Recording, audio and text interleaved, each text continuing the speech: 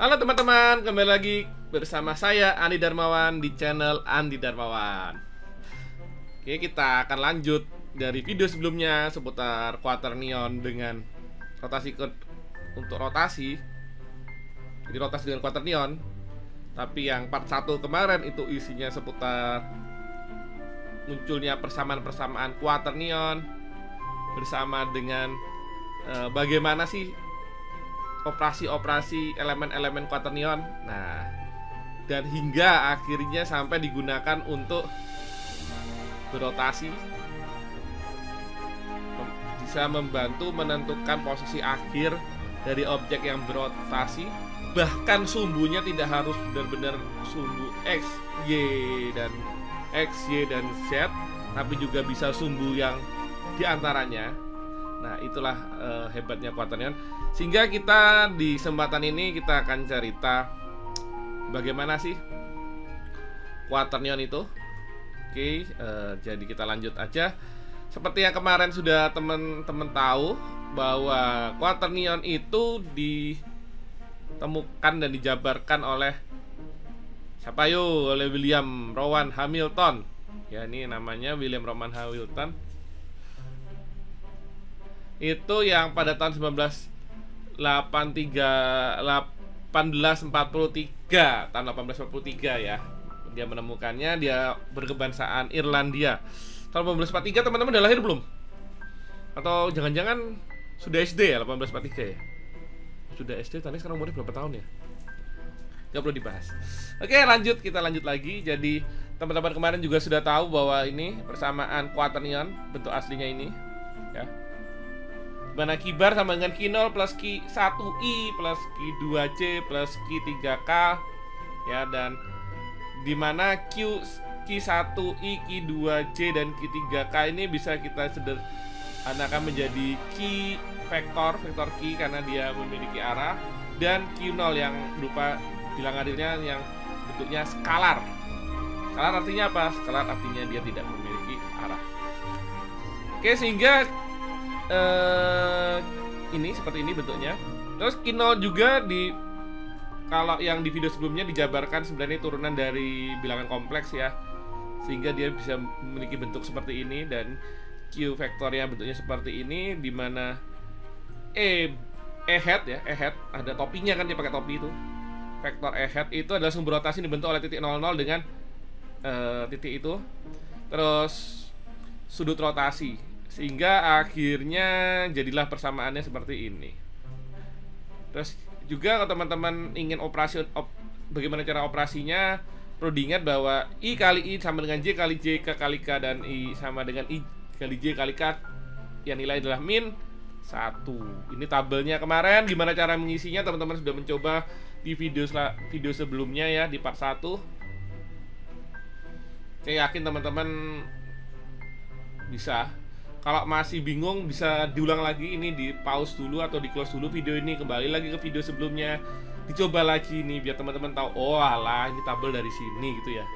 Jadi tabel ini bukan tabel yang diisi dengan menggunakan ilmu weton atau ilmu kebatinan, bukan. Oh, saya mau batin yang ini isinya adalah 1, yang ini adalah min 1, bukan ya. Jadi ini diisi, ada caranya yang dasarnya dari operasi yang ini ya, ada di video sebelumnya. Oke, ini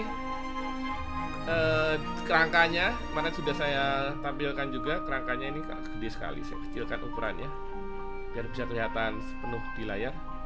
Bisa nggak ya? Wah, bisa. Wah, terlalu kecil ternyata. Besaran lagi. Oke, ya, ini ada I J1 K min I in J min 1 min K, seperti yang kemarin sudah kita buat juga. Nah, ini ya, min J sama dengan K, Ji sama min K, IJ sama min Ji. Ini cara penghitungannya sudah kita jabarkan kemarin. Sekali lagi yang masih bingung bisa lihat video sebelumnya di part 1. Oke teman-teman, sekarang kita langsung menuju ke penggunaan quaternion yang ini 4 dimensi ya. Quaternion ya, ada real, I, J, K yang diterapkan pada 3 dimensi. Bisa digunakan untuk penentuan posisi dari objek terakhir setelah rotasi. Ya, oke. Objek terakhir setelah rotasi. Caranya seperti apa? Ini ada persamaannya, sudah kita bahas sebelumnya juga. X2 sama dengan kibar dikali X1 dikali kibar star. Kibar star ini adalah konjugat dari kibar. Dia adalah matriks konjugat. Bedanya apa? Dia di sini bukan plus tapi minus. Karena sebenarnya dia tuh adalah cerminan atau lawan dari yang matriks yang aslinya, yang quaternion aslinya. Ini adalah matriks konjugasi quaternionnya. Isinya seperti ini, cos alpha per 2 min. Kalau yang sebelumnya plus, ini min, negatif E hat sin alpha per 2. Nah, di sini tuh teman-teman perlu diketahui, jika ingin menggunakan quaternion di Python, teman-teman perlu menginstal apa namanya, library-nya ini saya tambahkan di sini ya, start ya, di sini aja atau di mana? Di sini aja kali ya. Library yang perlu diinstal dengan menggunakan pip install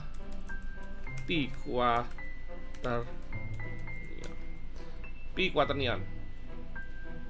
Oke, kita teman-teman akan menggunakan ini. Ya. Ini lebih jelas seputar library ini ada di deskripsi ya, linknya. Seputar penjelasan library ini. Namun di sini juga nanti akan kita diskusikan, kita bahas penggunaannya di penentuan rotasi akhir, lokasi rotasi akhir setelah berotasi dari suatu objek. Itu akan kita bahas di sini. Namun lebih detailnya ada di link di deskripsi seputar quaternion. Ini wajib diinstal dulu. Kalau ini belum diinstal, maka semua code yang ada di video ini tidak akan bisa berjalan karena akan error karena library-nya tidak ada. Oke. Terus teman-teman misal pas boro-boro quaternion, Python tuh apa sih mas? Nah, masih bingung seputar Python dan masih kewalahan dengan video-video yang berbau Python ini, bisa silahkan klik juga link di deskripsi. Itu ada tutorial Python dari rekan saya Mas Guntur, dari sama-sama kita pengajar di Universitas Gadjah Mada, Departemen Ilmu Komputer dan Elektronika.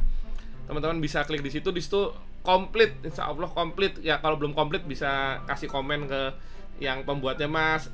Ada ingin masih bertanya juga bisa lihat komentar di playlistnya beliau. Nanti ada linknya, link playlistnya ada di deskripsi. Tinggal dicek sendiri. Saya yakin teman-teman bisa mengikuti dan lancar lah. Karena ini sebenarnya tidak susah. Lebih susah daripada ini, ada yang lebih susah. Tahu nggak lebih susah apa?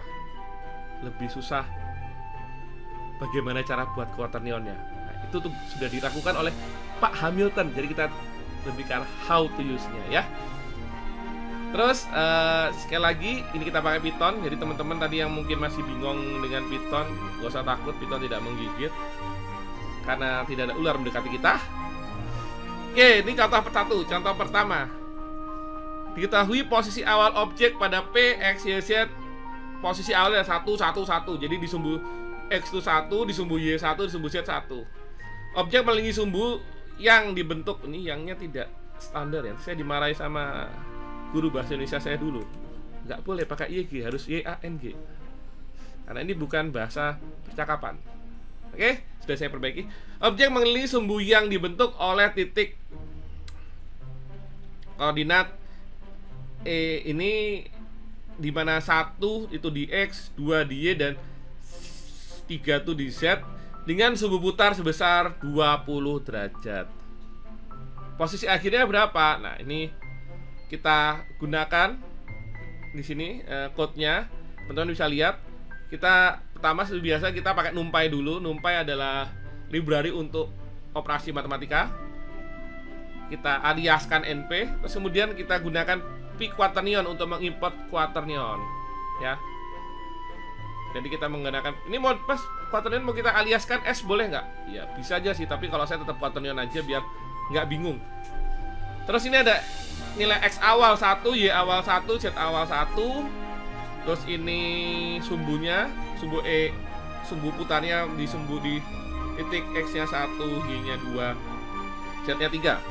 Sehingga menghasilkan alfa atau sumbu putar sebesar 20 derajat. Jadi sumbu putar yang dialami adalah 20 derajat. Jadi kalau kita inisialkan ini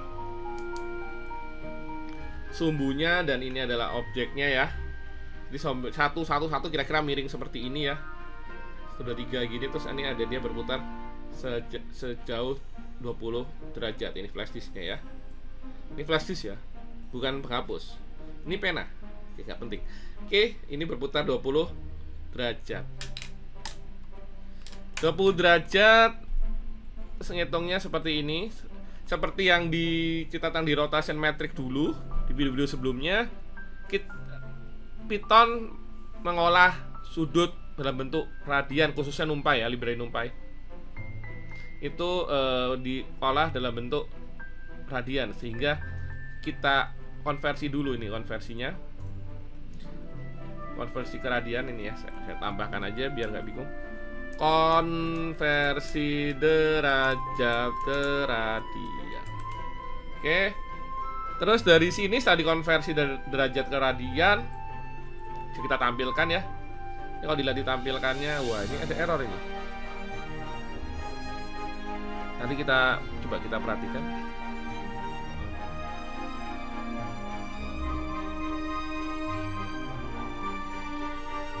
Oke, ini sepertinya mati ini ya. Apa namanya servernya? Saya coba restart dulu di Anaconda. Mana Anaconda saya?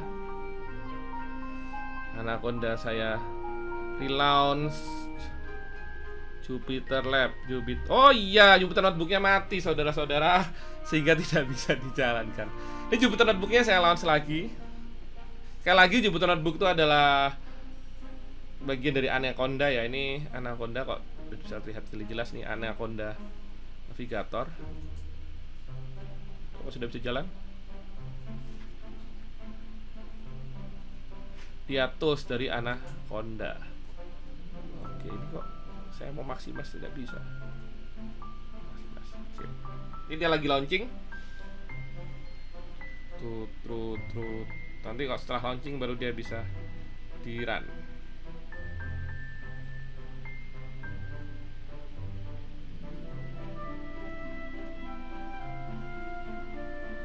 Lama sekali launchingnya. Apakah ini karena laptop saya? Oh tidak, semoga tidak karena laptopnya.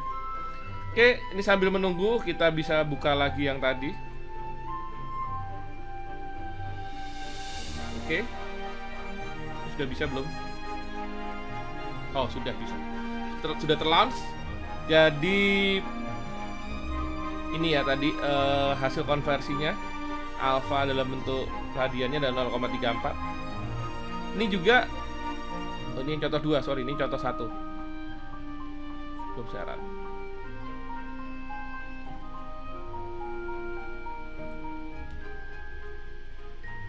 Line 21.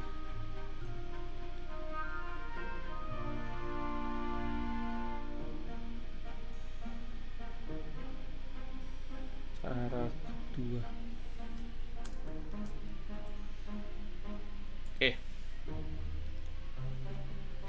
Oke, ini error sudah saya perbaiki tadi, ini lupa dikasih crash. Oke, jadi di sini bisa teman-teman lihat hasil konversinya tadi berapa ini, 20 derajat sebesar 0,349 atau 0,35, dan untuk posisi awalnya P yang X, Y, Z nya 1, X, Y, Z nya nilai masing-masing 1, itu kita masukkan dalam bentuk array 0, 1, 1, 1, jadi menjadi 4 dimensi ya, dari 3 jadi 4 dimensi, dan awalnya 0. Kenapa 0? Karena realnya 0. Kita tidak ada skalarnya, ada 1, X nya 1, Y nya 1, dan Z nya 1, jadi 0, 1, 1, 1, 1. Kemudian ini kita menggunakan rumus quaternion untuk membentuk persamaan quaternion tadi, persamaan kompleks dengan sistem quaternion. Aksisnya EX, EY, EZ dengan angle-nya alpha. Dan hasil Q-nya adalah ini adalah bentuk quaternionnya. Dan ini adalah konjugatnya. Terus kita gunakan persamaan ini untuk X2, di mana yang konjugatnya itu dikali terakhir. Yang pertama kali adalah yang quaternion aslinya dikali dengan posisi awal dikali dengan konjugatnya, menghasilkan posisi akhirnya yaitu P2. P2 ada di 0,87 di sumbu X, 1,1 di sumbu Y, dan 0,9 di sumbu Z. Ya, karena sekali lagi I, J, K itu bisa merupakan perwakilan di sumbu X, Y, dan Z. Dan ternyata setelah saya menggunakan ini, saya iseng membuka P quaternion lebih dalam. Mereka sudah punya librarinya untuk rotasi. Jadi kita tidak usah ribet, langsung aja digunakan yang ini. Library namanya Q-Rotate. Tinggal diisi X, Y, Z, Q-nya tadi yang quaternion tadi, ini sudah langsung. Hasilnya sama persis, 0,87, 1,14, 1,174 dan 0,926. Jadi ini sebenarnya sudah ada juga library bawaannya tanpa kita perlu mengalihkan Q kali P kali Q konjugat ya. Kita tidak perlu berpikir konjugatnya, langsung aja digunakan library-nya. Tapi teman-teman, sekedar informasi, hanya menggunakan library saja itu tidak bagus untuk kesehatan mental Anda. Kenapa? Karena Anda menjadi penasaran, ini kok bisa seperti ini gitu ya. Tapi bisa-bisa Anda tidak bisa tidur karena membayangkan ini kok bisa kayak gini gitu ya. Jadi sehingga teman-teman sebaiknya juga perlu mencari tahu kok bisa seperti itu. Gimana cara cari tahunya? Bisa lihat di video saya sebelumnya yang dasar, itu sudah saya lumayan jelaskan dasarnya, dan ada link-linknya yang bisa dilihat di deskripsi. Atau bahkan teman-teman juga bisa mencari lebih dalam lagi di Google, di pustaka lain, di paper-paper seputar quaternion. Jadi benar-benar nggak hanya quaternion ya, seputar apapun. Jadi jangan hanya bergantung pada library karena tidak baik untuk kesehatan mental kalian. Saya takut nanti teman-teman misalkan hanya memakai library terus tidak bisa tidur karena membayangkan kok tadi hasilnya bisa seperti itu ya. Terus total melek, wah sudah jam 8 malam besoknya gitu kan. Jadi kalian melek selama 24 jam gitu ya. Oke, itu jadi saran saya. Ini walaupun ternyata sudah ada library-nya Q-Rotate, kita tetap bisa menggunakan perhitungan yang biasa untuk menghasilkan nilai yang sama, menghasilkan hasil yang sama. Oke, jadi posisi akhir si P setelah berputar ya, berputar mengelilingi sumbu yang dibentuk oleh E head tadi besarnya 1, 2, 3, X-nya 1, Y-nya 1, Z, X-nya 1, Y-nya 2, Z-nya 3, dengan posisi awal objek X1, Y1, Z1 itu hasil akhirnya adalah X-nya 0,874, Y-nya 1,174 dan Z-nya 0,926. Jadi sekali lagi X-nya 0,874, Y-nya 1,174 dan Z-nya 0,926. Oke ya teman-teman, ngerti ya? Gampang kan? Gampang. Oke, sekarang gimana jika dibalik, diketahui rotasi akhirnya ya, diketahui rotasi akhirnya, mau dikasih tahu, kita ingin tahu rotasi posisi awalnya sebelum berotasi. Ini soalnya diketahui posisi akhirnya 111, nggak tahu posisi awalnya, sumbunya ini berputarnya, dia berputar sebesar 20 derajat juga. Kok sama kayak soal sebelumnya? Ya, tapi kan dia terbalik ya. Kok yang tadi sebelumnya diketahui posisi awal, ini ketahui posisi akhir. Posisi awalnya berapa? Bisa kita hitung di sini. Sama cara yang dengan yang tadi, cuma bedanya yang ini diketahui posisi akhir semua. X2 di posisi akhir, Y2 posisi akhir, Z2 posisi akhir. Sumbunya sama ya, XZ23, alfanya sama 20. Dan jangan lupa dua library ini diimport. Terus kita tahu sudah duluan P2-nya atau P akhirnya, yaitu 0,X2, Y2 dan Z2. Oke, ini kemudian kita panggil dalam bentuk ardiannya 0,1. Terus gimana terus? Terus kita hitung. Bentar, sebelum kita hitung, kita hitungin dulu quaternionnya. Quaternionnya sama seperti tadi, menggunakan fungsi yang sama, aksisnya EX, Y, Z dengan angle-nya sebesar alfa, yaitu 20 derajat atau 0,35 di dalam bentuk radian. Kemudian kita cetak atau kita print Q untuk tahu bentuk kuaternya seperti apa, yaitu ini 0,95 plus 0,461I plus 0,093J plus 0,139K. Konjugatnya ini lawannya. Terus kemudian kita tentukan posisi akhirnya. Posisi akhirnya kita tentukan dengan cara ini aja. Loh, pas kenapa nggak pakai cara rotate tadi? Cara rotate saya belum mencoba. Untuk kalau yang terakhir, kalau ini kan gampang ya. Tinggal QC tadi sebelumnya nih Q, baru Q conjugate. Ini kita galik Q conjugate-nya di depan, Q-nya di belakang. Karena kan ini sebenarnya perkalian. P2 sama dengan Q kali P kali QC, otomatis kalau P yang dicari dibalik jadi QC kali P2 kali Q. Hasilnya adalah deng. Dia posisi awal sebelum berputar 1,057, dan untuk yang X-nya, Y-nya 0,809 dan Z-nya 1,109. Sebenarnya teman-teman bisa, kalau bisa membuat dalam bentuk animasi ya, atau